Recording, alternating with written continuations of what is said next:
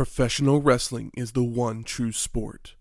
Other sports have their share of intense, dramatic moments, but nothing can compare with professional wrestling. Hulk Hogan! Bad News Brown! Axe and Smash Demolition! Hakeem the African Dream! The Red Rooster! And Jake the Snake Roberts! Welcome to Wrestling History X, where two friends get together and talk about the story behind the matches. I'm Matt. And I'm Michael. Welcome to episode 25, Royal Rumble 1989. No partners, 30 opponents. Was there some dots in there? Yeah, there's some dots. I made the dots. Ellipses? Ellipsis. Yeah, no partners. No do-si doing. No do-si doing? No. 30... But I mean, isn't an Irish whip kind of a do-si do? Kind of, yeah. 30 opponents this time, not just 20 like last year. I got a bone to pick with that shit. As this is the second annual Royal Rumble produced by the WWF, but the first to be held on pay-per-view. Oh, yeah. The last one was like it was a cable special. It was a freemium. To combat against the Bunkhouse Stampede. Yeah. Less said about that show, the better. It was held at the Summit in Houston, Texas on January 15th, 1989. And the attendance was 19,000 people. It's a lot of guys. The Summit is a nice name for a venue. Do you know what the Summit is now? No. It is a huge effing church. Really? It's like one of those like mega church, life church type of things? Yeah. Like a non-denominational church that like basically does like I think it's you like live YouTube Lakewood stuff. Church or something like that in Houston. Huh. Weird. But yeah, like they bought the church like after they built their new arena in Houston. Yeah. It's just cool. And so the Rockets and them don't play there anymore. Yeah, it's cool whenever you get a venue that's not called like when I was a kid it was the Arco Arena because I was in Sacramento, so it's like that's like fucking gas station. Here it's like Chesapeake, but like when it's not just named after a gas station or like a fucking like AAA like or like Back in the 80s they still did that, but nowadays it's all about the money. Yeah. So just like it's just being called like the Summit. It's like sounds like we're gonna go catch fucking Zeppelin at the Summit. That sounds cool. Does sound pretty cool. So other things that were happening around January 15th, Florida would execute Ted Bundy the next week. I get all my serial killers mixed up, but I mean 89, sure. It's not like he didn't have it coming to him. No, definitely not. I never remember like which one's Ted Bundy. Is he the guy that ate people or the he 6 women or like that's what he was electrocuted for was who's the executed for, not like probably was electrocution, but I'm not sure. He like did something with like 6 women, assaulted 6 women or something like that. Yeah, something horrendous. Well, I shouldn't say assault. I should say murder. Murdered, yeah. That's what he did. It's not. I get it mixed up with. He's not the gay guy, right?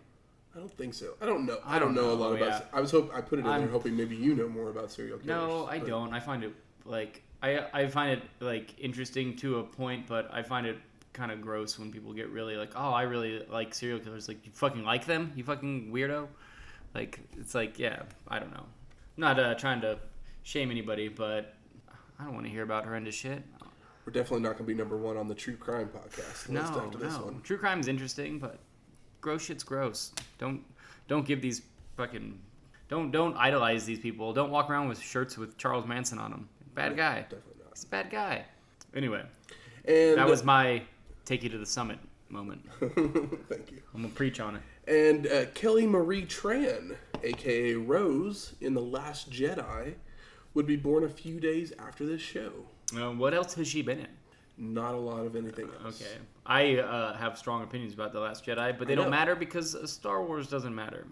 I wanted to hear your opinions on The Last Jedi. It's not good. I think the beginning of the movie was pretty good. Which one are you going to be more upset about? Me not liking Rick Steiner's promo from last week, or me disagreeing with your Last Jedi take?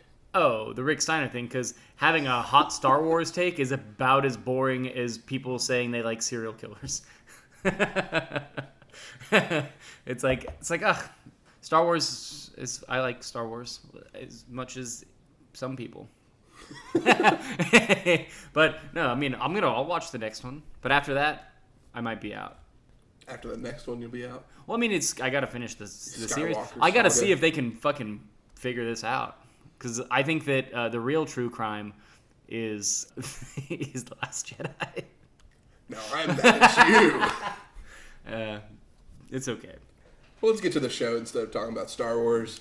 We get the WWF logo and a video package showing many of the participants for the show with narration by Vince McMahon. I love Vince narration. I also love the lightning, like where it hits each part of the, like, because the logo is stacked. It's like this W and the W, and they both make the F or whatever. Yeah. But it, like, the lightning strikes the small W and then the big W, and then it strikes and it like illuminates the F. It's really cool. And then the Royal Rumble logo on the screen before being welcomed by Gorilla and Jesse. Oh, thank God. And they preview the matches that we will see tonight. Thank God for these two men. They are your favorites, aren't you? They just make everything fun. No matter what's Are happening. you going to be sad the day that Jesse leaves? Of course I will. Even though it's Bobby the Brain Heenan that takes over? How's Bobby on commentary? There are people that stand for Bob? For Gorilla and Bobby more than Gorilla and Jesse. Well, you guys are just going to have to stick around and find out how I feel. Because I'm sure I've watched some matches, but like full shows or like extended amount of time. Because like a lot of this stuff we've like seen clips of or seen Maybe some of these Vince and Bobby or seen some of these matches, but the whole idea is to watch it in order and create a context for ourselves. Exactly. So I'll be interested to see that because I love Bobby's lisp. I think it's adorable. So we're going to head off to the first match. We got Dino Bravo and the Fabulous Rougeaus of Jacques and Raymond with Frenchy Martin and Jimmy Hart in their corner versus Hacksaw, Jim Duggan, and the Hart Foundation in a 2 out of 3 falls match. Can't believe you actually gave the hoe. I did it for fun. Since he's your favorite. My feelings for Hacksaw. I don't know why I hate him, but I fucking hate him. I wish I didn't. So before the match starts, you see Duggan and Hart Foundation. They like salute the flag. And it's so weird. And then give a, Hacksaw's call. You already did it, so I'm not going to follow along. I mean, yours will be better. But match starts and Anvil hits a clothesline but misses an elbow drop. But no, the Hart's doing the USA stuff is weird. It is very weird. Like, I literally, as I was watching it, because, like, basically... It continues. I didn't later write on. the story. I Later didn't write on. the story behind the match because basically all these are just feuds. But like Dino Bravo and Hacksaw have been feuding. But Hacksaw is basically an American patriot, and he's been feuding with all the foreign heels. So his tag partners. So then he went and got heels. Canadian faces because they're not heels. So why didn't he have they're okay Why didn't he for have him to like be the Canadian. Rockers? Exactly. I was like, I understand because the Rougeaus and the Hart Foundation have been feuding, so it made sense. But at the same time, it's like they're Canadian. Yeah, it's one of those things that's like Vince's like, fuck it, nobody will remember. so he's like, just throw them in there. We remember. Yeah, he didn't know the internet. He didn't know He doesn't know there was going to be the internet and assholes that talk on it like us. Exactly. So match starts. Anvil hits a clothesline but misses an elbow drop. Then Bravo goes for a jumping elbow drop of his own that misses as well. We get a USA chant breaking out as Duggan is tagged in. Hacksaw with a power slam and running knee drop on Raymond. Hart's thrown into the ropes, hurdles Raymond, stops and goes for a small package, a sunset flip, and a crossbody, all for 2 counts. Jacques is whipped into the ropes and flips over Brett, but Hart then lays him out with a clothesline. Hart has Jacques in the corner when Raymond jumps in, but is tossed into the corner as well. Anvil is then giving shoulder blocks to both men when Bravo and Duggan jump in the fray, and Dino is put into the corner as well, where Neidhart and Hacksaw join together for more shoulder blocks to all 3. It's fun. It's fun stuff. I mean, it's a traditional Andre spot that they did instead. Yeah. So it made it super fun. Jacques then tosses Hart towards the ropes, and Raymond pulls them down, sending Brett to the floor. Bravo with a side suplex and the La Bombe de Rougeau, which is a bear hug, seated senton combo from the Rougeaus. Okay, because did they say that on the show? He does. What is the name of this move? La Bombe de Rougeau. Le bomb de Rougeaus. The bomb. The Rougeaus bomb. Yeah, it's very funny. Continue, sorry. It's just very weird. It's not weird, it's just silly. And Jacques makes the pin, which gives Bravo and the Rougeaus a 1-0 lead in this 2 out of 3 falls match. Yep. And they celebrate as it was a really cool way to get your first pin. Yeah, totally. It was cool. It was good. They celebrate as we get a replay of the pin. And Hitman's still recovering when the ref restarts the match because, whoever finishes the match has to restart. And who's going to tell us that? Jesse. And Grow, yeah. They're here to let us know. The Rougeaus are working Brett over with a clothesline, slamming his head against turnbuckles, whipping him shoulder first into the opposite turnbuckle. Lots of quick tags and double team action. We get another USA chant, and this is where Jesse mentions that Hart's from Canada as he calls out the irony of it as well. Love you, bud. Bravo. I kind of wonder if Vince was in the back like, shut the fuck up. Yeah. I mean, that's Jesse, though. Bravo has Hart in a bear hug, but Brett escapes with some right hands. Hart with a sunset flip on Jacques for a 2 count. Bravo then tosses Brett to the ropes and swings for a clothesline that Hart ducks. But it seemed like he got clipped by it. Yeah, they sell that a little bit too. It's like, a little botch, little baby botch. Yeah. Jacques puts Brett into a Boston Crab, but he crawls his way to his corner for the hot tag. But Raymond had come into the ring, and the ref is distracted, getting him back to the apron, so he never sees the tag and doesn't allow Neidhart into the ring. Raymond has Hitman in an ab stretch and gets some leverage by grabbing hold of Jacques' hand. Hart's then tossed to the corner, and Jacques goes for a monkey flip, but Hitman holds onto him and gives Rougeau an atomic drop. Brett makes his way to the corner finally for a real hot tag. Hacksaw with punches, elbows, double noggin knockers, a power slam, a slingshot splash from both members of the Hart Foundation, and a final elbow drop by Duggan on Raymond for the pin. And the match is tied at 1 fall apiece. Match restarted and Duggan's pounding away on Raymond, but decides to go hit Bravo and Jacques, and they overpower him with all 3 men getting in some hits on Hacksaw. Duggan's draped across the middle rope, and Jacques starts bouncing on the top of his head from the apron, basically looking like dangling his nuts on the back of his neck. And the other 2 join in on the attack. It's the top rope teabag. Bravo slams Duggan's head into the turnbuckle multiple times, but on the 3rd one, Hacksaw no-sells it, starts marching around the ring, and is about to hit Bravo when Jacques grabs him from behind. Duggan's then Irish whipped, and Jacques gives a drop kick and then another triple team in the corner. Bravo with the atomic drop to Hacksaw that sends him flying, but to his own corner for a tag to the Hitman. It's good. It's good shit. Hart going after Bravo, an atomic drop on Jacques, backbreaker, and goes to the 2nd rope, but Raymond knocks him off to the mat. Anvil in attacking Raymond while Brett pushes Bravo towards the ropes for a schoolboy, but Dino holds onto the ropes. Hacksaw then grabs his 2x4, hits Dino in the back, which we don't completely see, and Hart crawls over on top of him for the pin and the win. The Rougeaus had tried to break it up, but they were just a second too late. More faces doing heel shit. Oh, yeah. I mean, I feel like it happened. Like, when does that stop? I don't know. We'll see if any more faces in these next couple shows do some heel shit. Oh, is the Hulk Hogan going to be on any of them? That's who I was talking about. Yes. Okay, cool. So next we go to some pre-recorded comments from participants in the Royal Rumble. But there's some good stuff in here. They're picking, basically this first segment, they're all picking numbers for the Rumble from a bingo tumbler. Yeah. And DiBiase and Virgil are first up, and DiBiase says, "Time has arrived for the $1 million hand to pick the $1 million number." He sees what number he gets. He doesn't seem to really like it. No, not a happy man. And so he yells at Slick Just off $1 million screen and looks to offer him a good deal. We then get Honky Tonk Man. He doesn't like his number either. The Bushwhackers, first time seeing them, Yeah, And Bushwhackers. We'll talk more about them later. Don't really much matter. They're fighting over who gets to draw first, and they both like their numbers and then swap them.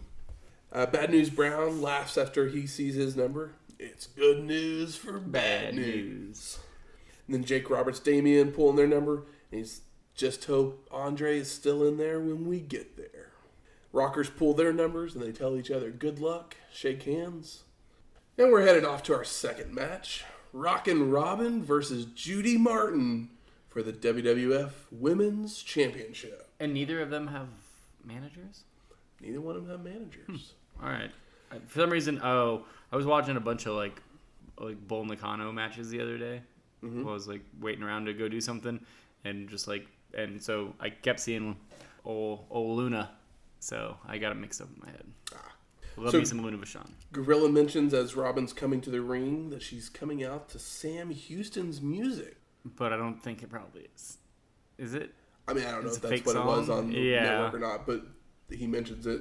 I didn't catch that, which is weird because I'm the Sam Houston mark. We've mentioned it a couple times that Rockin' Robin and Sam Houston are stepbrother and stepsister. Oh, okay. I was thinking Sam Houston's married to Precious, but I forgot about the other thing. He has a whole other side of the family. We then see Sensational Sherry in the ring, and she takes the mic and challenges the winner because she's more woman than either or both of you together. Yeah. And Sherry joins Gorilla and Jesse on commentary as the match gets going. It's a very back and forth match. Sherry brings up the Jumping Bomb Angels. Yes, I do love that. That was the highlight of this match. This match is fine. There's no angel in the ring. Martin tosses Robin to the ropes, ducks a clothesline on her way back, returns with a crossbody, but Judy catches her and slams her to the mat. See, that's good. We like that, right? Yeah, it was good. Sensational Sherry at some point calls somebody a little termite. You little termite. I'm sure it was Rockin' Robin. And yeah, of course she does. Rockin' Robin's very small. It's very tiny. But yeah, just the way she says. Think of how tiny Sam Houston is. And think of a woman version of that. And that's Rockin' Robin. But yeah, you little termite. I found that to be like somehow a very cute thing to call somebody. Even though it's not cockroach. Termites aren't, I don't know. You little termite. Just so many other things she could have said and picked the word termite. And I like it. Robin with some elbow drops on the leg of Martin and then rolls her over into a Boston Crab. Martin flips Robin over for a pin attempt, but the champion then flips Judy over for a pin attempt of her own. Martin with a horrible-looking small package for a 2 count. Be nice. And then Robin tosses Martin to the ropes and goes for a drop kick, but Judy holds onto the ropes. Robin pushes Martin to the ropes to go for a schoolgirl, but again Judy holds onto the ropes. And then we get an Irish whip and a clothesline to get it. You just said schoolgirl. It's not a schoolboy because they're girls. I know, but it's fucking funny. Irish whip and a clothesline gets a 2 count for Martin. Judy then tosses Robin to the ropes, who comes off, and they look like they botched something, but Robin turns it into a DDT. The DDT was kind of nasty. Which her older brother should be proud of. Yeah. Jake the Snake. And that gets a 2 count. Martin goes for a jumping elbow drop, but Robin moves. More near falls before Robin is thrown to the corner and jumps to the second rope, fakes jumping off, and Martin ducks. I love that spot. Just saying. I think that spot rules. It was good. It was even better when Coco Beware did it on the last WWF show. At Survivor Series. But that was a girl fake instead of a boy fake. Okay. Judy stands back up. Robin comes off with the crossbody for the pin and the win. So you would think, after this match, we saw Sensational Sherry challenge the winner. Yeah.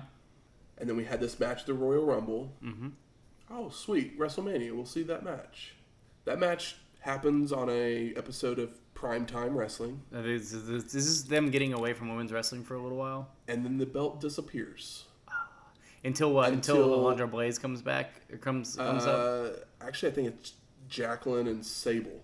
No, because the pink belt is like in the 90s with the one that Alundra Blaze took with her and dropped in WCW. It's originally, Jacqueline and Sable fight over it, and then Alundra Blaze, I think, that's from Alundra Blaze is way earlier. It's like early 90s. Okay, so live Googling on air. Here we go. I'm wrong. Michael is correct. Alundra Blaze, I guess, was 93. Jacqueline and Sable were 98. Yeah. I just had my... Believe me. What I had read, I just got... You know what Alundra Blaze does now? She's a Medusa? monster truck driver and producer of fucking rules. shows and stuff like that. I bet she cool. rocks a red hat, but I would still share a beer with her. What if she wore a blue hat? I'd still drink a beer with her. Okay. She's still very attractive. Yeah, no, she's always been a good-looking lady. And that Bull and Nakano match. Well, I mean, we'll get to it in fucking 7 years. But there's a really good match with her and Bull Nakano. I think it's on a SummerSlam. That's very fun. Very cool. We then get the announcement and logo for WrestleMania 5 for April 2nd, 1989. It's very... bland? Oh, that's not the word. For me, it's very, like, ominous. Ooh. Yeah, it does, like, a weird sense, like, oh, it's like, yeah. It's like, ah. I mean, not Led Zeppelin song, but it definitely has a very, like, it kind of feels like a, I don't know, like, evangelical almost, where it's like, it's this, like, bright, like, pink and purple, and it's got this, like, weird, like, sound, and it's funny. But they play it a lot. Yeah, we'll mention it a couple more times here. Then we go to the back. Sean Mooney's there with the Twin Towers and Slick. Mooney asks about the accusations about Slick and $1 Million Man, and then shows the footage of Slick and $1 Million Man at the drawing to the towers, and no one seems to really But you know what the best too upset. thing about all of this is? Tell me. This microphone cannot pick up my dance moves. But Akeem is just like, he's been doing this for a while. Think of a Dusty Rhodes. Yeah, that's what they're making fun of. Yeah, but they're doing it in a really bad way. It's like it's not a very good, but like he's just like I don't know, he's just moving his arm over and over again, and like his head, and he's like yeah. Matt's doing it well. Matt's got it. But yeah, it's very funny, and he just like keeps going over and over again to the point where he's just like it feels like he's waiting for the promo to be over because he is. He doesn't have a fucking personality. Obviously. Neither him or Bossman do. No, Bossman has more one for sure. Yeah. But they literally don't seem upset about that Slick traded away one of their numbers. No, because Akeem's dancing the whole time. And then Bossman, like, pats him on the chest, and they, like, look at each other, and then he keeps dancing. But Slick says one of my favorite lines probably of the night. Oh, that Ted DiBiase. I thought you meant the homeboy from where I get my shoes signed. That's fucking good. Slick is really fun. Slick's very fun. Akeem is hilariously bad.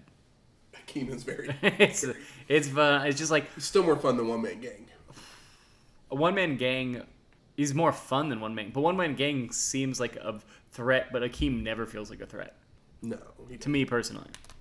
So then Howard Finkel, we're back out in the ring, and Howard Finkel announces Mean Gene, which leads us to Ravishing Rick Rude versus Ultimate Warrior, not in a match. No, what could this be, Matt? But a super pose down. That's as far as I'm concerned, they're both posers. Oh!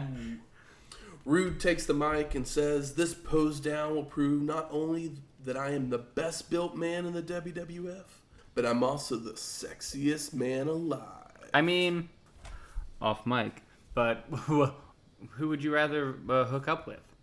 I feel like it's it's easy for me. It's Rick Rude. Yeah, Rick Rude. Yeah. It's easily Rick Rude. Warrior is super erratic, a little too buff, and who knows what's under that paint. Everyone knows he's a two-pump man. Is that what they say? I don't know, but he always does the ropes twice, basically. Mm-hmm. Oh, he's done. Yeah, Rick Rude. He's all about the speed and not about the. Yeah, if I was gonna take one of those men taking this way too seriously home, I would be if I was gonna take one of them out to dinner with my mother, it would probably be Rick Rude. A mustache. Yeah, my dad's always had a mustache. Checks out. Rick Rude is better looking than my father. We see a sign in the crowd that says "Repulsive Rick Crude." That's funny. I thought so too. Warrior then makes his way to the ring.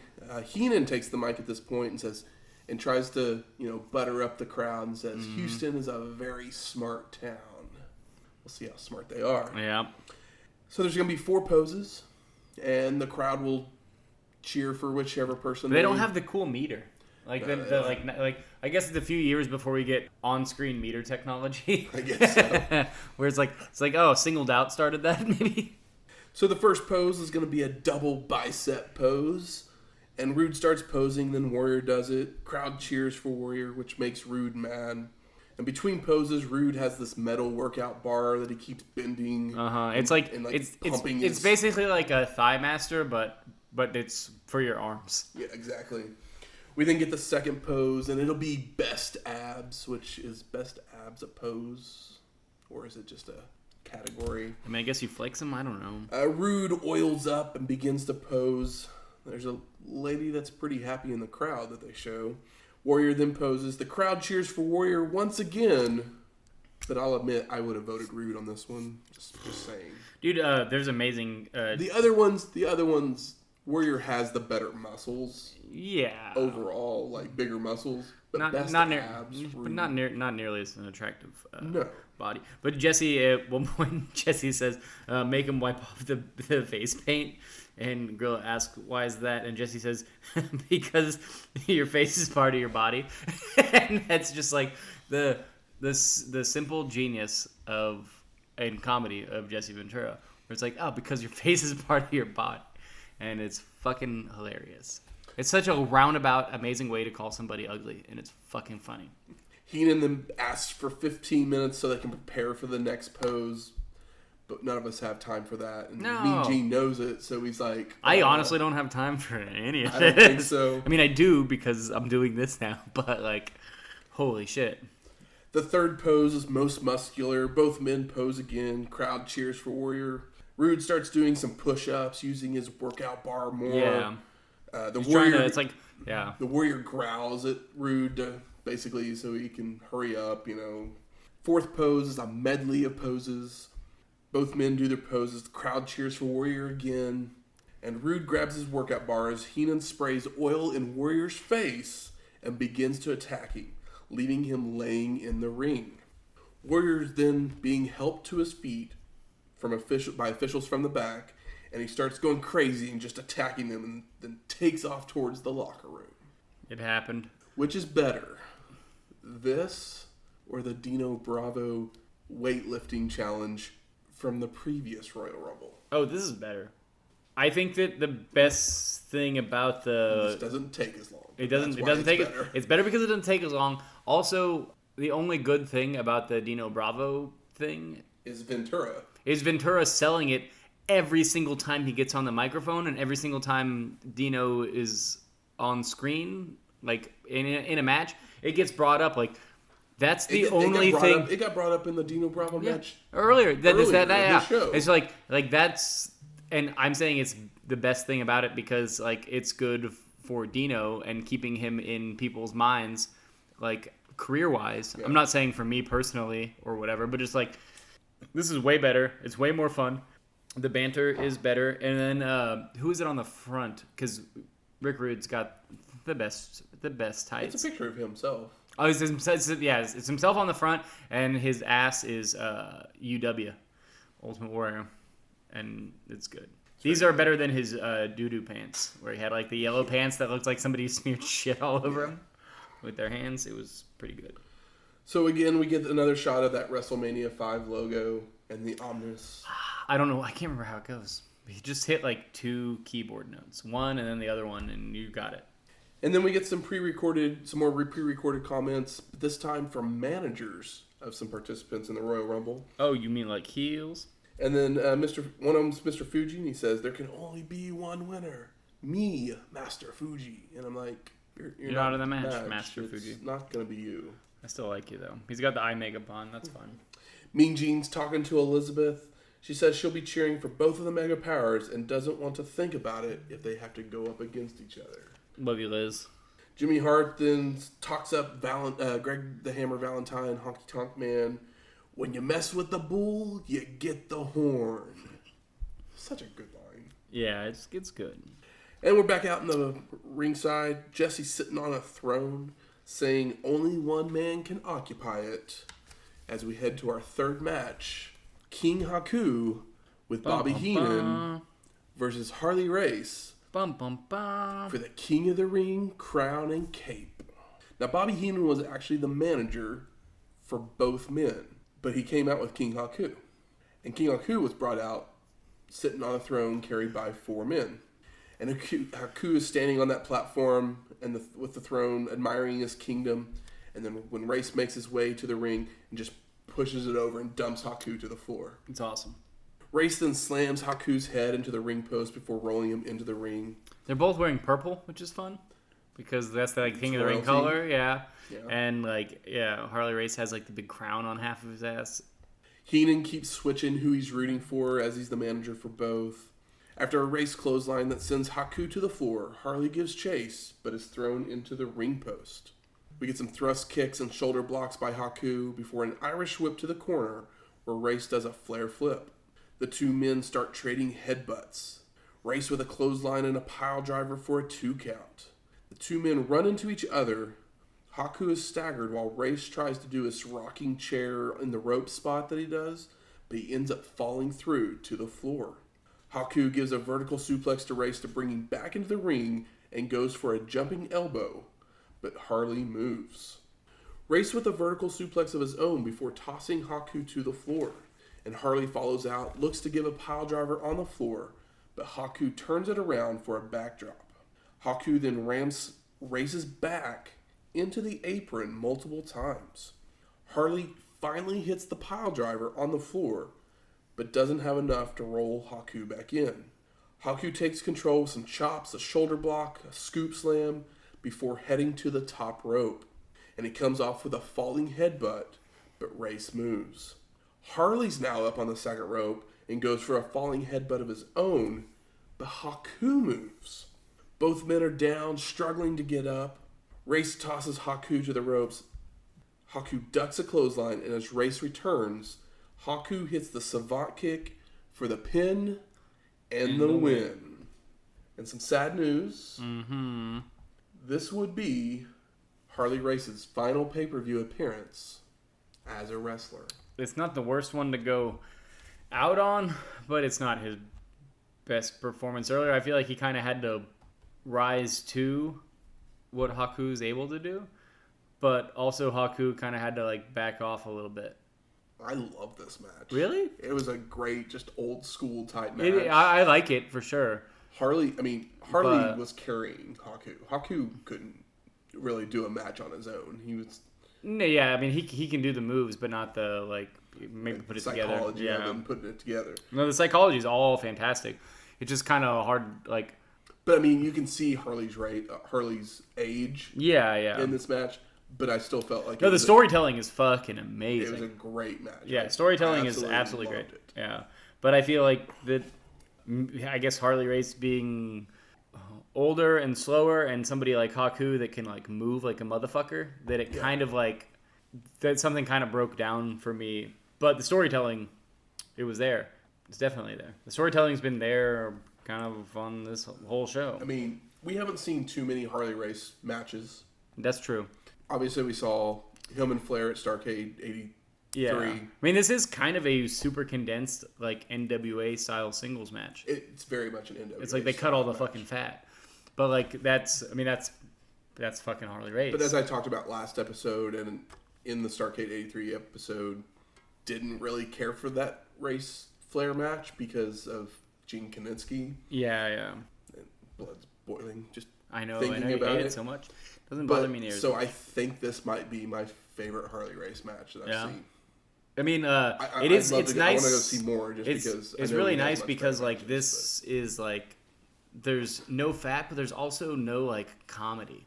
I don't need comedy from these guys. I don't either, but I'm just saying that we get things that are, even if they're not the comedy is Heenan switching back and forth. Yeah, that's all I need. But that's also drama. That's not straight comedy. It's also drama. This isn't Rikishi's butt cheeks. So we get another look at the WrestleMania logo, and then we go to some more. Trying to see if I can find. I can't make. You're not going to be able to get that note. I can't sing. No, definitely not. We get some more pre-recorded comments. First up, Brutus Beefcake. Brutus the Barber. The Barber Beefcake. Sorry. A barber always carries the tools of his trade, and the only tools I need are these two hands. fists. Yeah, it's good. Me against everyone. And then he says something about Soul Survivor, and I was like, did you get your pay-per-views mixed up there? Yeah. This isn't Survivor I think he Series. says like meat slabs at some point. I think so. And that's pretty good. It was either him or Valentine, which was next, because both of them basically had the same exact promo, basically. Bruce's is better, unfortunately. Valentine can't trust anybody, even Jimmy Hart and Honky Tonk. We get the powers of pain and Mr. Fuji. Oh yeah, Greg Valentine says he doesn't need an axe or scissors. Exactly. Because he's the hammer. He doesn't say that. If he did, it would have been better. Barbarian and Warlord just breathing heavily while Fuji basically reiterates what he said earlier. We get Big John Studd. I guess he was hurt. He basically said, it's been a while, and that's kind of it. He's been gone from the WWF for a couple years at this point. Oh, really? And he basically says, things have changed since I left, and Heenan will not be in my corner. So when he was in the WWF before, him and Andre were a tag team together, basically under the Heenan family. And now Big John's back, and he's a face. He's turned good guy. Yeah, why not? Mr. Perfect declares 1989 the year of perfection. I like that he says that, like, it's like some guys are tall, some guys are short, and I'm like perfect or whatever. He does like what is it, the Three Bears or whatever type shit. And then he's got no friends. You don't need any friends when you're perfect. Macho Man starts out his promo with freak out, freak out. I know. What is that from? I was like, I have no clue. I was like, but yeah. He was listening to like some rock radio, I guess, beforehand. He says zillions of people. It's perfect, Macho Man. On top of the mountain, and I feel like I'm alone now. Is that what he says? Yeah. That's good. We then go back to Grill and Jesse. They're previewing the Rumble. And we go to Mean Gene in the back with Ted DiBiase. And Gene asks, you got a smile on your face, so you must be happy about something. DiBiase, when you got my kind of money, you can be as lucky as you want. It's fucking good. Then Sean Mooney's with the Brainbusters, Andre and Bobby the Heenan. And Andre says, I've never lost a match so far, and I'm prepared to win. And then he tells the Brainbusters he will throw them out if they get in his way. Mm-hmm. And at one point, you see Arn starts whispering to Tully. Foreshadowing? I would love to see, I mean, obviously Andre's not in the best health here, but like see anybody like press slam Akeem. That would be pretty fun. Because Akeem is never gonna happen. Yeah, Akeem's like fucking the biggest. He's Akeem who's the heaviest guy that was like a WWF like Andre. Like outside of Andre though. Big John Studd. He weighs more than Akeem. I think so. Akeem is a big motherfucker. I don't know exactly. I don't either. I'm just like saying like he's up there. And we're back to Mean Gene. This time he has Hulk Hogan. And Hogan says the Rumble will be the resurrection of Hulkamania. He mentions his 3 commandments, the training, the praying, and the vitamins. Was there ever Hulk Hogan vitamins, like Flintstones vitamins? I'm sure there were. Yeah. Had to have been. I mean, like, yeah. I'm a little, like, too young to have had Hulk Hogan vitamins.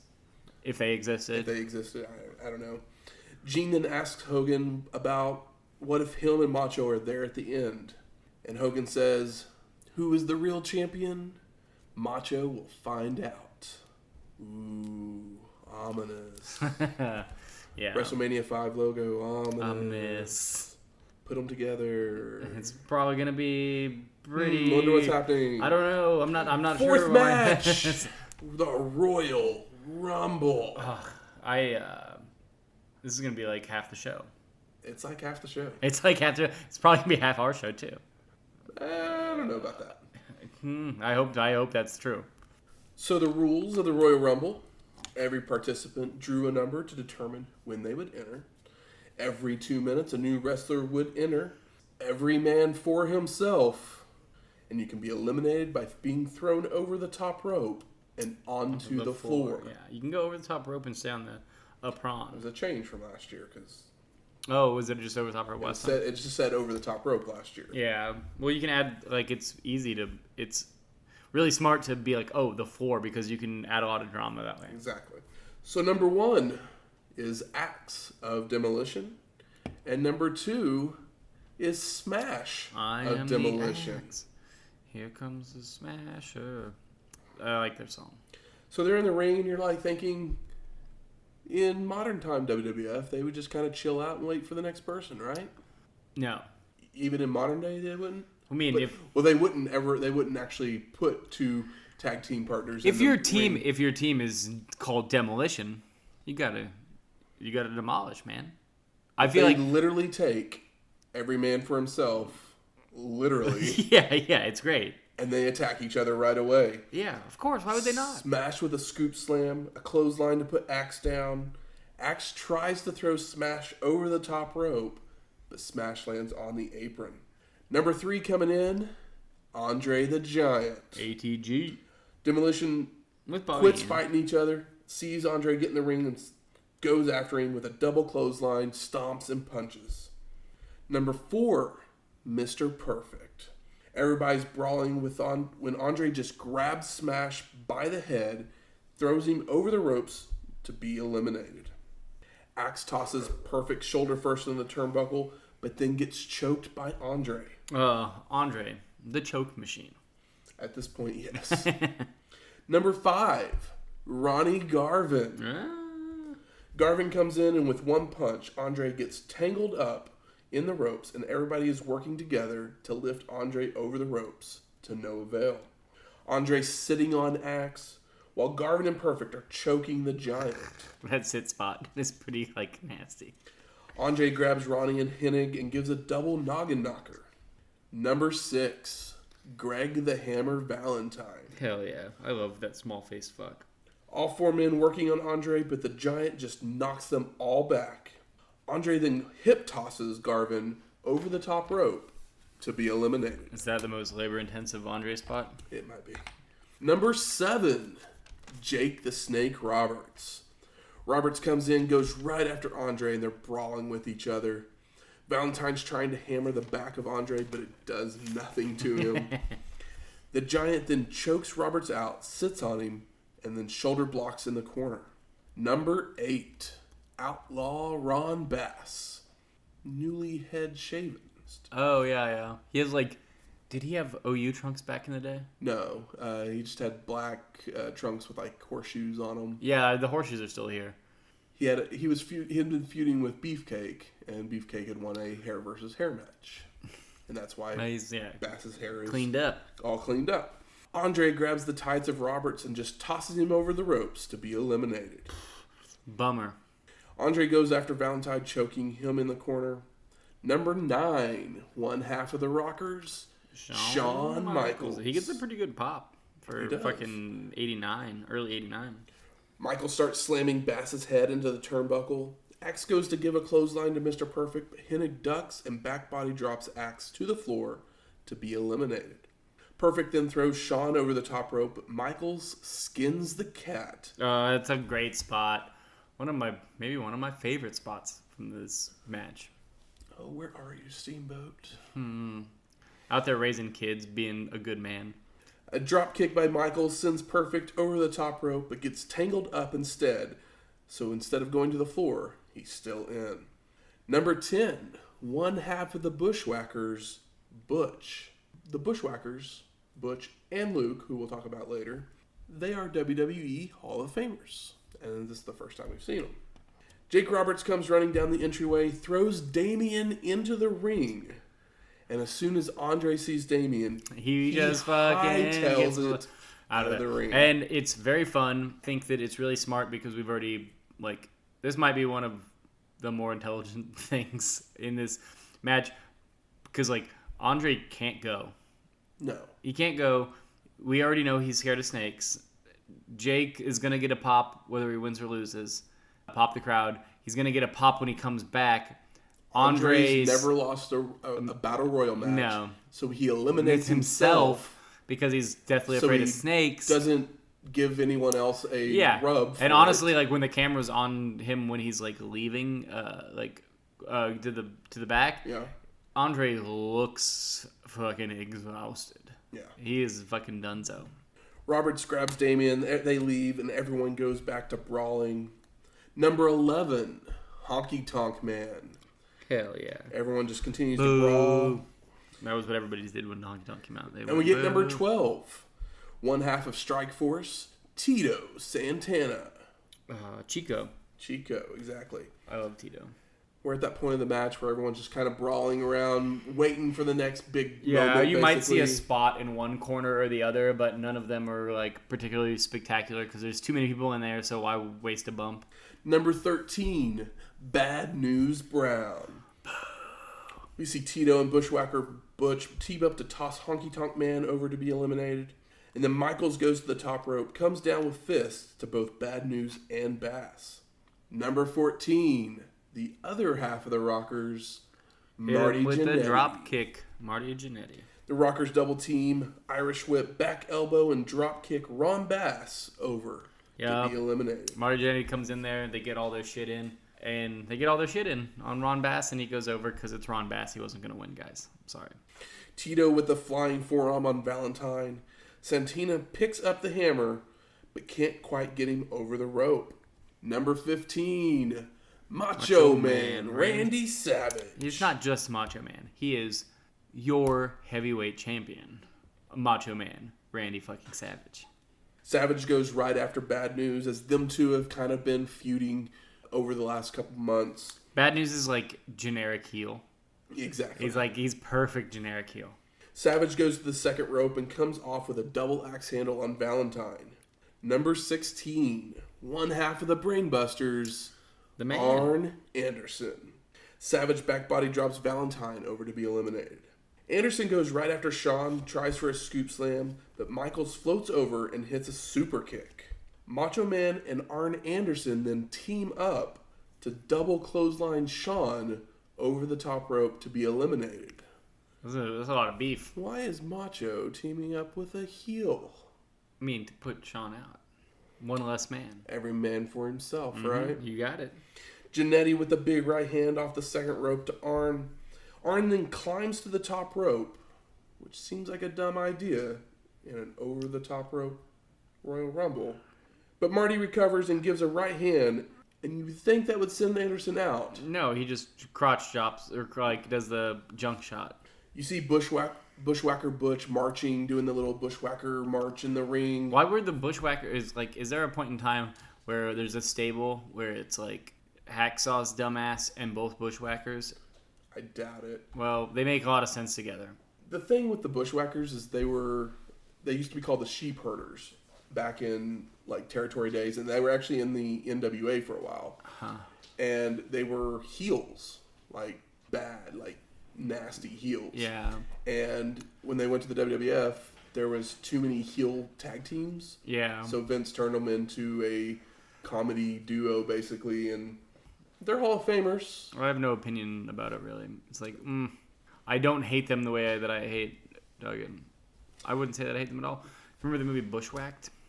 I think I've seen it. With Daniel Stern. It's basically like Home Alone, but there's only one guy, and they didn't have any money, so they just shot it on the side of a hill. I rented it as a kid, and I probably liked it. Number 17 is the other half of the Brainbusters, Tully Blanchard. Tully attempts an atomic drop, but Jannetty blocks and gives a clothesline. And the Brainbusters team up to Irish Whip Marty, and Arn gives a Spine Buster! Dude, that fucking Spine Buster. Arn Spine Buster. It's so good. Arn Anderson is the kids say daddy, though. Tully follows up with multiple elbow drops. And Marty's hanging on by his toes on the ropes. It's fucking cool. It's very fun and very innovative for him to do that. And Blanchard's finally able to push him to the floor to be eliminated. And it looks like Tully actually lands on his hands on the floor, but then pushes himself back up so he isn't eliminated. Number 18, Hulk Hogan. Brother. Hulk saves Savage from Mr. Perfect and then just tosses Hennig over to be eliminated. But Mr. Perfect did have a new longevity record. Broke Bret Hart's record from the previous year. The record is now at 27 minutes and 58 seconds. Wait, isn't Axe still in? Or both of them? No, both Axe and Smash are gone. I missed one. I feel like Axe stuck around for a while. Smash went out pretty early. Hogan with the double noggin knocker on the Brainbusters begins choking Bad News with his bandana. Santana is then eliminated by Macho and Arn Anderson. Macho just keeps teaming up with Arn Anderson to eliminate people. I mean, if we were in a bar fight, would you pick fucking... I'd pick Arn Anderson over some of these guys. He just has a look. True. He's got a look about him. That's very true. Hogan's being attacked by everybody, and Savage is dealing with Bushwhacker Butch. Number 19, the other half of the Bushwhackers, Luke. Bad News with a headbutt to Bushwhacker Butch, and then lifts him, with a little bit of help from Hogan, over the ropes to be eliminated. Hulk then with the press slam and tries to throw Tully out, but he goes into the ropes instead of over the rope. Hogan with a double noggin knocker on Blanchard and on Bushwhacker Luke. Bushwhacker. Elbow to the head of Arn before an Irish whip and the big boot from Hulk. Number 20 is Coco Beware. Ware with drop kicks on Luke and Arn goes to the top rope but is caught by Hulk, who press slams him back into the ring. Hogan picks Coco up and dumps him over the ropes to be eliminated. Coco got a bad rap in this match. He gets like one really great drop kick, but he's amazing at drop kicks, and he gets a pretty good pop. He doesn't bring his bird because what's Frankie gonna do in Royal Rumble? The managers can't be at ringside, bro. But they come in. They do come in. They come to the ring, but then they leave. Oh man. Who's gonna take Frankie back to the back? I need Frankie. Is he gonna fly back? Oh, you know what I would love? Frankie cam. Where there's like, now we could do it now because they make cameras that small where you have a camera on Frankie and you just let him loose in like MSG. And you just check in with him. It's kind of like the blimp style back in the 90s, late 90s. Frankie Vision. Yeah, dude. I want Frankie Vision. Hulk then does the same thing to Bushwhacker Luke by picking him up and throwing him over the ropes as well. Number 21, one half of the Powers of Pain, Warlord. The Brainbusters Irish whip Hulk and go for a double clothesline, but Hulk is so strong, he clotheslines them in the middle of the ring and drives them all the way over the ropes for them both to be eliminated. For real? Literally, he hits them in the middle of the ring. Warlord is finally to the ring, gets on the apron and stops to pose, steps into the ring, and Hulk is right there with the clothesline to send him to the floor to be eliminated. It's really weird to me that like Warlord would pose. It doesn't make any sense. I don't like it. That's all I'm saying. So the official time for Warlord is 2 seconds, which is now he's taken the record for shortest time ever in a Rumble from Junkyard Dog. Well, who was in for like 2 minutes. Yeah, I remember. But Junkyard got pops in that match though. He did. Bad News is trying to dump Savage when Hogan comes over to lift Brown over, but Savage ends up going out as well. And Bad News and Macho are eliminated. And Hogan's the only person still in the ring. Savage rolls back in the ring and pushes Hulk in the back, and he's hot in arguing with Hogan. Elizabeth then comes running down and gets in between them, makes them shake hands, and they hug.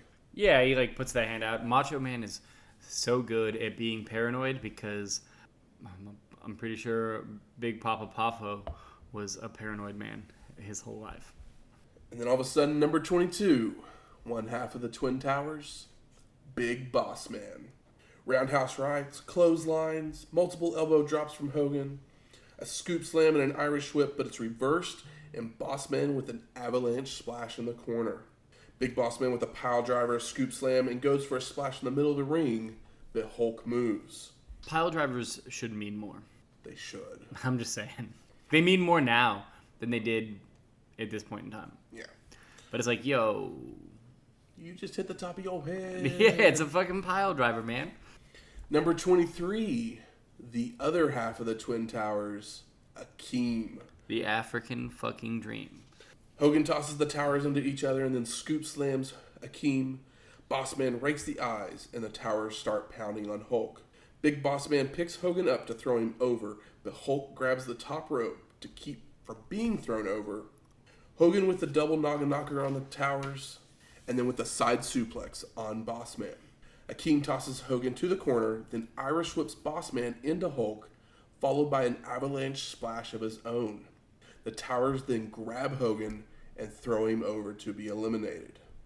Hulk grabs Bossman by the legs, drags him out to the floor, slams his head on the ring bell, and then hits Bossman in the back with a chair. You know, like some stuff that Face would do. Total face moves. I was very like, what the I was like, it was fucking cool, but like... Yeah, it was cool. It's fucking cool, but it's like, I don't understand why he's not the bad guy. Because he says prayers and vitamins? Akeem's out on the floor now, attacking Hulk as well. Number 24, Brutus the Barber Beefcake. And he comes running out, goes right after Akeem, rolls him back into the ring. Hogan's trying to get back into the ring, but the officials are chasing him off the apron. Again, you lost. Go away. Please, thank you.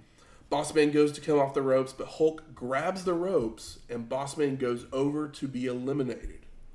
Hulk and Bossman fight each other all the way down the entryway. And the Bossman thing, it's like, I mean, that's a storyline that's been going on for like 8 months now. Yeah.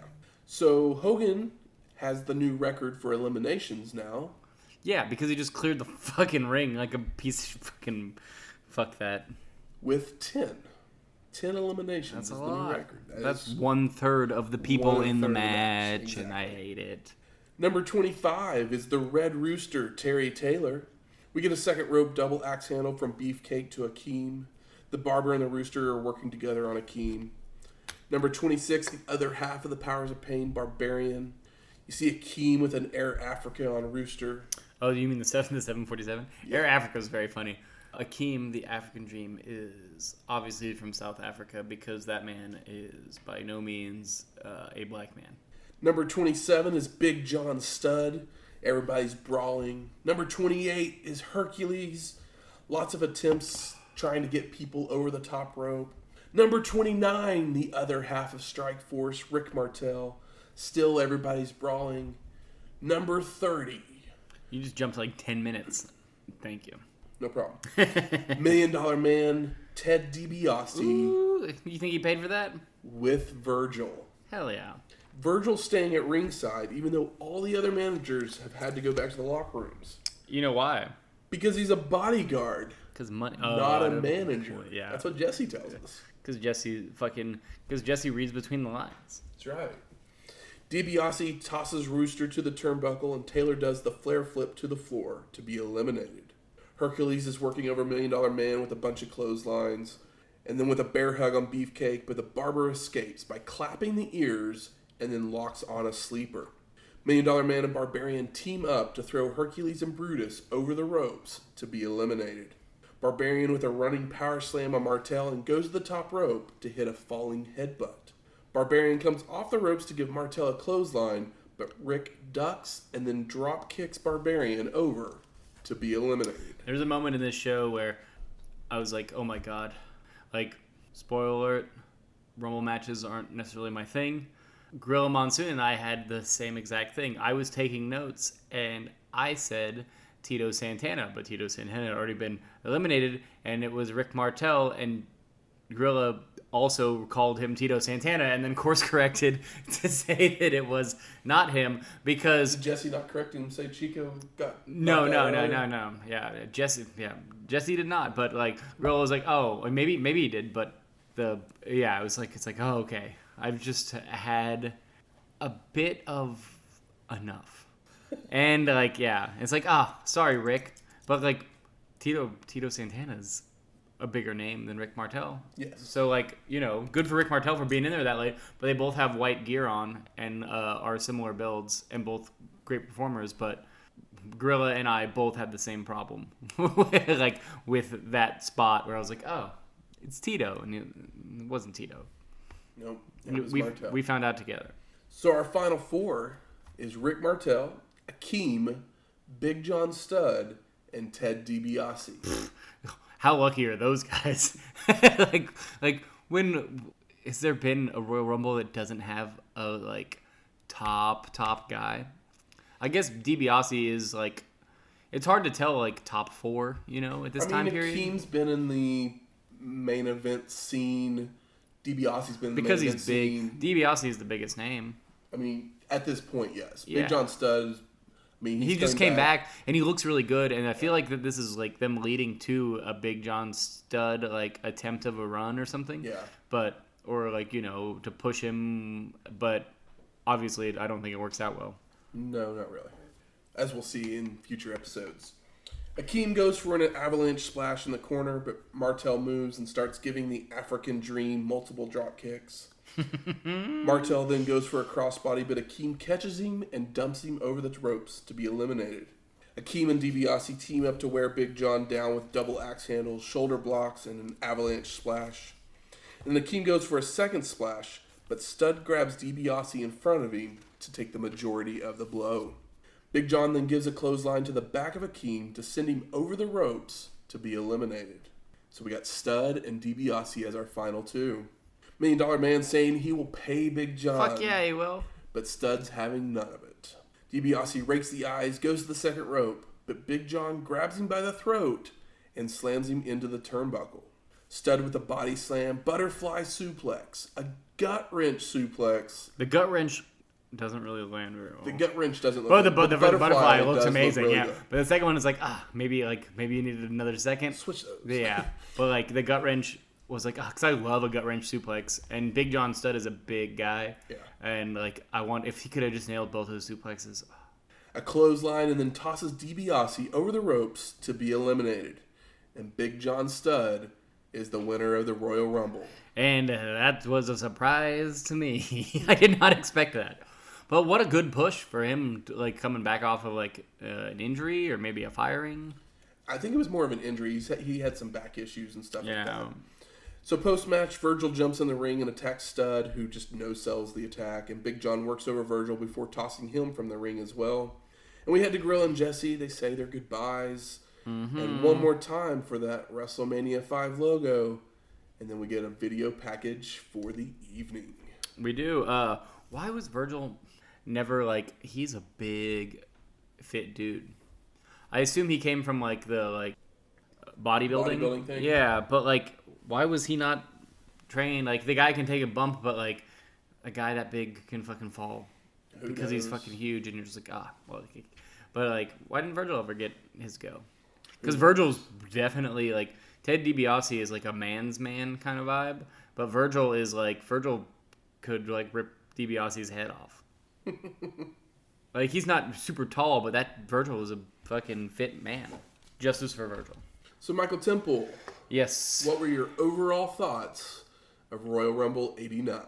I don't love Rumble matches. I don't. I think everything else was fun. I think the Rumble match was fine. It wasn't fun for me. I think that after watching a Starrcade show that had some matches like that were on par or better, and I appreciate the amount of money that WWF has because their shows look better. It was just nice to have somebody talk about a match in an interesting way. To sell any kind of storyline inside of a match in an interesting way.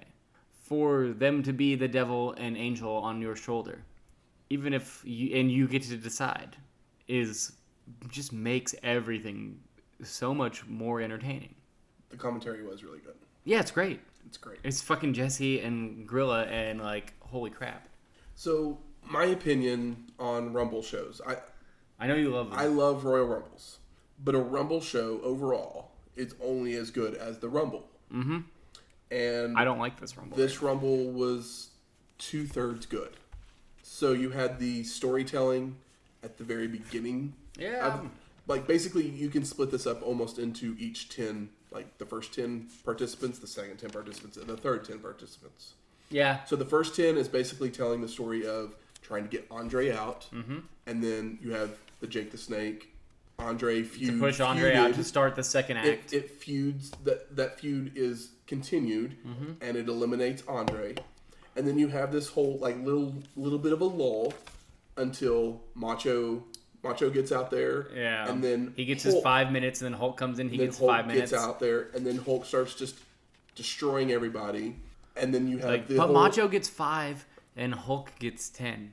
And then you have that Hogan Macho interaction. Mm-hmm. That's great. It's important. And the next person out is number 22. Mm-hmm. So then you have 8 people about to come in this ring when the reason people are wanting to see this match were Macho and Hogan. It's fucking genius.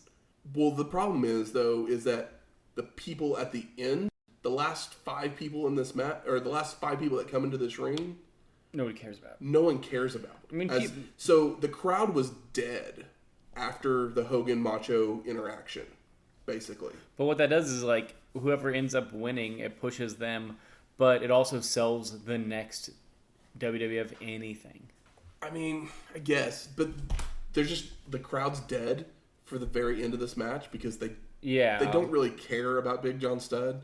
I mean, he just came back. So, like, literally, if you move the Macho Hogan stuff to closer to the end, and maybe they're part of the final 6, and that whole interaction happens, then you have like 5 minutes of everybody just going crazy, getting eliminations. Yeah, well, you definitely don't want. You could still have Big John win. Yeah, you definitely don't want either of them to win. But you don't want either one of them to win. Because you don't. Are you just saying they like, not to be gross, but they blew their wad too early with that Basically. with that like kind of tension, and now you get the end of the match where I was just like, okay. Yeah, basically. The women's match and the Posedown, those aren't things that should have been on a pay-per-view. No, but they're not. I'm not mad at them, but my notes are thin. Exactly. I said it earlier. The Haku Harley race match is an old school type match. I loved it. It's very good. I agree. It's kind of the best match on the show. I agree. I mean, I love the storytelling that they did in the Rumble, but the Rumble itself wasn't great, and the ending hurt it. Yeah, hurt it completely.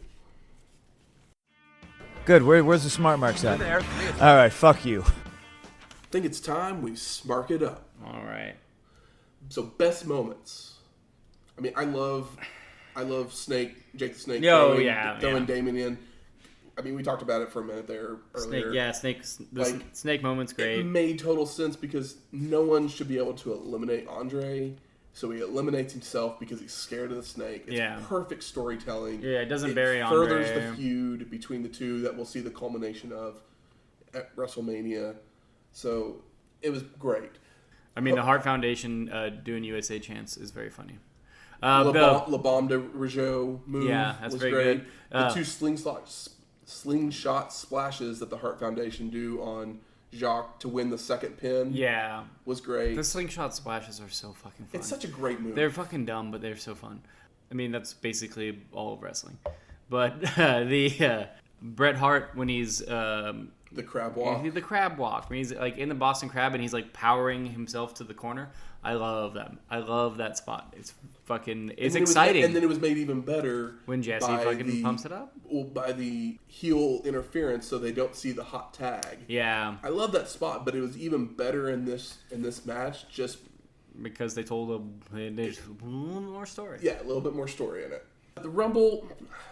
I mean, I kind of feel like I said, it was 2/3 good. I liked the first and second half.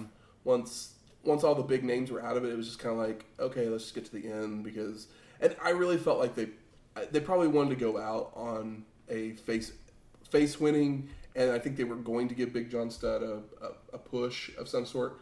I would have liked to have given the win to DiBiase. Yes, I would have loved the DiBiase win. DiBiase was the best guy that was in the ring at the end, out of the final 4, or even probably out of the final. But like, yeah, out of the final 10 people that were in the ring. But WWF doesn't end shows with heels. At this point, they don't. No, or do they? We'll find out at WrestleMania 5, maybe. Maybe, I don't know. I've never seen WrestleMania. I mean, we'll talk more about that later. But how about disappointing? Anything disappointing on the show? I mean, you don't really care for the Rumble. Like it gets a benefit of doubt because these are like that style of match is newer, and I know that no matter how I feel about it, it was very difficult to put together. So like I have respect for it, but as far as like me being entertained, I'm fucking good. I don't know. I liked the undercard. I liked like the things they did with the story with stories for guys in the Rumble, but overall, I could have stopped the show before the Rumble match and like been like, oh, that was a good hour and a half. That was fun. That's understandable.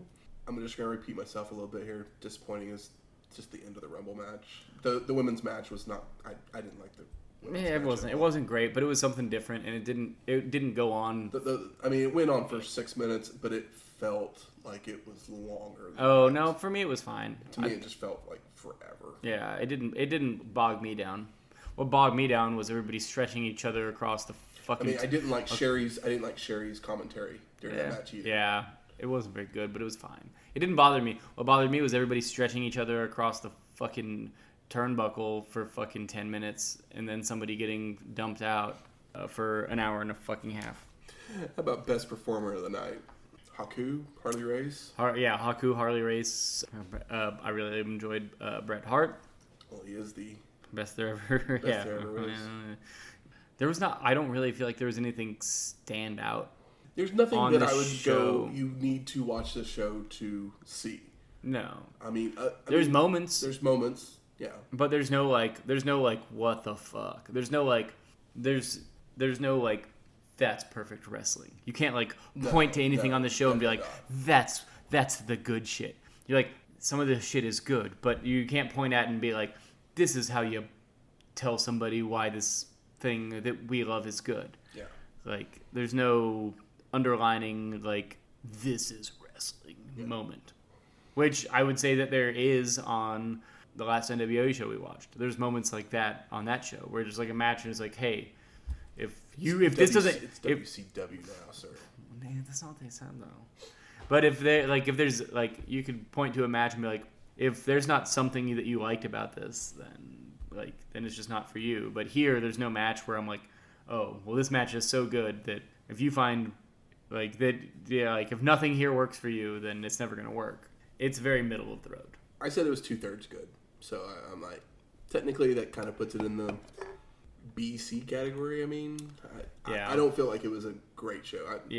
This would definitely not be the Royal Rumble I would tell everybody to go watch. No, I would say it would be half good if the commentary was Tony Schiavone and Bob Caudle. It probably wouldn't be. It would probably be an unwatchable show if they were doing commentary. But it's like to me, it's like a half good show. But like if I'm gonna meet you at the 2/3, then it's because of Jesse and Gorilla entertaining me. When I am not entertained or when I don't care about something, them not necessarily making me care, but making me at least like perk my ears up. How about surprising? I'm surprised. Big John Studd won. That was a fucking huge surprise. That Haku and Harley Race had such a great match. I was surprised they had a match at all. I mean, honestly, I was surprised that there was a Harley Race singles match on this show. But Big John Studd was the biggest surprise for me. It was like that he won the Royal Rumble. If you asked me before I watched the show, I would not have guessed Big John Studd. You gave me all the names. I totally would have guessed Hogan or Savage. I mean, Hogan, Savage, or DiBiase, or even Big Boss Man. Put Boss Man or Akeem over, you know, maybe. I mean, I don't think I would assume Akeem, but like I could see Akeem before. He was at least in that main event. I could see Akeem before Studd, but like that would have been like my biggest. It's like, oh, Big John Studd won the Royal Rumble. That's easily the biggest surprise. Yeah. And now for a look back even further into the history of wrestling. The dusty finish. Promoters across the country had followed the examples set forth by the Gold Dust Trio and Jack Hurley. Business was beginning to pick up in the wake of World War II. By 1948, Toots Mondt had brought wrestling back to Madison Square Garden for the first time in 12 years. The headliner by this time was a pioneer in creating the arrogant wrestling heel, Gorgeous George. George was a proud, defiant villain and drew massive crowds, hoping to see him humbled. Even Muhammad Ali credits George as the inspiration behind his more combative public persona. But 1948 also saw an even more earth-shattering event, the founding of the NWA. Next week, Main Event 2. 47 minutes of gold. So to find it on the network, You most likely will have to go find the Saturday night main events, go to 1989, and then go It's like to the like second to last. Go to February, and it's it's like the second to last episode or whatever. Yeah. So I think the way they did the Saturday night main event, there'd be like it was in like the off season of same time slot as Saturday Night Live, but it was the off season for Saturday Night Live, and they would have the main events or Saturday night main event, but then like basically the season finale. Or like right before the last episode, they would have a thing called the main event. The main event was on Friday night, and it was a live show. Okay. So like Saturday night, this didn't have a live feel. Saturday night main event was a taped show usually. Yeah. So they could edit it down. But it's the same fit the thing, time. and that was on Saturday. So the main event was on Friday, and it was the Friday live night one. thing, and it was a live show. So And they basically, piped it in for the couple years they did it. Yeah. Huh. That's cool. So the music from this week's show is the theme song from Royal Rumble 89. And Big John Studd won the Royal Rumble. So let's give a shout out to Jim Johnston, who we'll hear a lot of his themes in the near future. He wrote this one, the Studd theme, and you're hearing that right about now. What is that? How does the Studd theme go? Listen to the episode and you'll find out. I just lived the episode. And if you like us, you want to tell us how we're doing, put some 5-star ratings and reviews out there for us. You can do that on iTunes, Stitcher, GooglePlay, PodCoin, or wherever you find your podcasts. You can always email us at wrestlinghistoryx@gmail.com, or you can find us on Twitter at WrestlingHistoX. That's Wrestling, HISTOX. We'll talk to you next week.